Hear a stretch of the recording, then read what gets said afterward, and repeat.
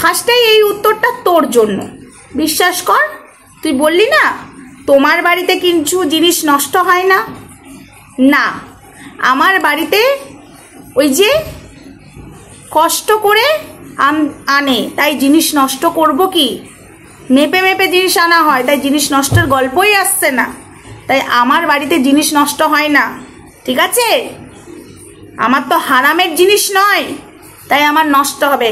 হারামের জিনিস নষ্ট হলে গায়ে লাগে না, এটা জানিস তো?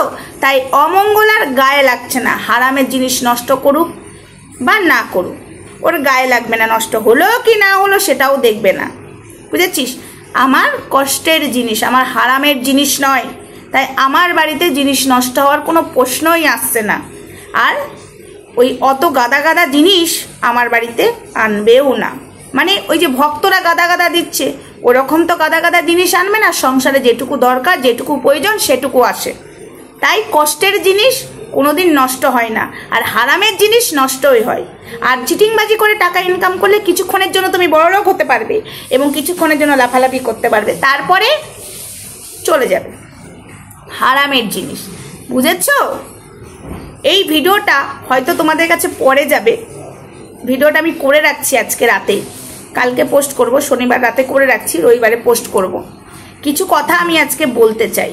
হ্যাঁ, তাদের উদ্দেশ্যে বলতে চাই যারা আমার দিকে আঙুল তোলো, তাদেরকে বলছি তোমাদের চোখে কিচ্ছু পড়ে না। আমি যেসব কথাগুলো বলছি সব কটাই কি ভুল?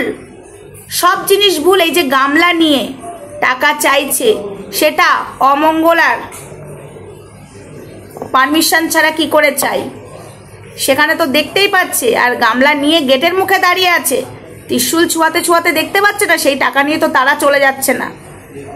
ওই প্রশ্নটা অনেকদিন আগেই করেছিলাম। প্রণামী বাক্স রয়েছে ওখানে, ফোনপে নাম্বার রয়েছে। কেন গামলা নিয়ে লাইনে যাচ্ছে, ওখান থেকে টাকা তুলে আনছে, আবার ত্রিশূল ছুঁয়ে?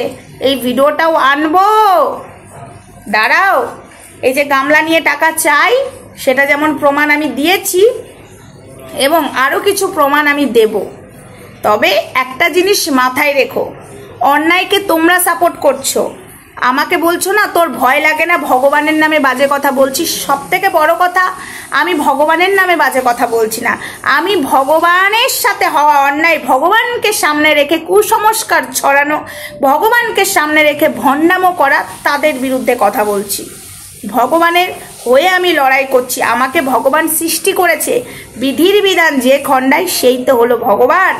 সৃষ্টিকর্তা যিনি, শেষকর্তা তিনি। আমার কপালে যেটা লেখা আছে তাতে কেউ আমার খণ্ডাতে পারবে না, তাতে যে যত মহারথী হোক না কেন। হ্যাঁ, আচারে লক্ষ্মী বিচারে পণ্ডিত।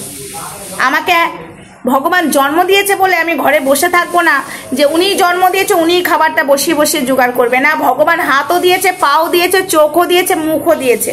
তুমি করে খাও, কর্ম করে খাও, ঠিক আছে? তাই কর্মটা হলো পরম ধর্ম।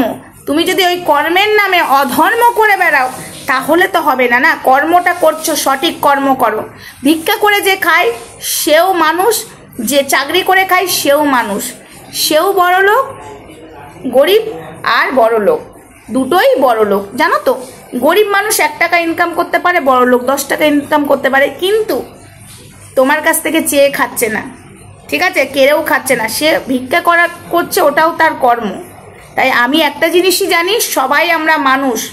আমি প্রতিবাদ করছি, আমাকে থামাবার জন্য এই ধরনের কথা নোংরা নোংরা বলো না। কমেন্ট বক্সে যেসব নোংরা কথা যেসব কয়েকজন বলছো, আমি উচ্চারণ করছি না, খুব সাবধান, ঠিক আছে? খুব সাবধান।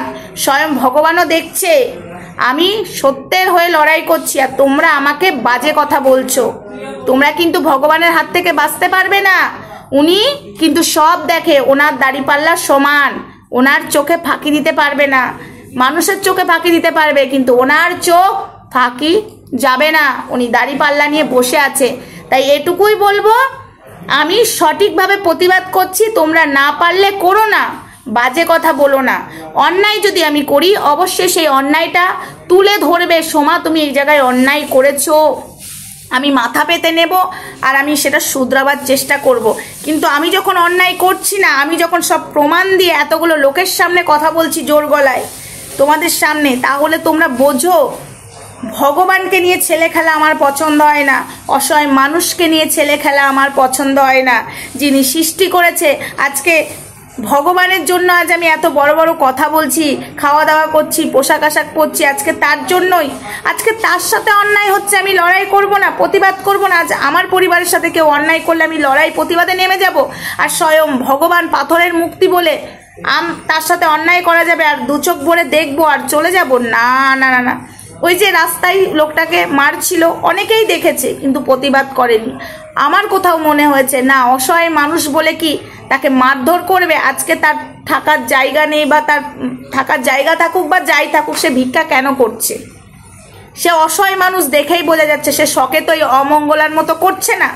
ভগবানকে নিয়ে সামনে লোকের বাড়ি যদি রান্না করেও খায়, বাসন মেজেও খায় এবং চেয়েও খায়, তার সম্মান আছে, কিন্তু চিটিংবাজির সম্মান নেই। চলো এটুকুই থাক, বাকিটা লাইভে কথা হবে। আমাকে যারা বাজে কথা বলবে এইভাবে আমার কাছে উত্তর পাবে। এর থেকে ভালো আশা করো না। Tata, bye bye.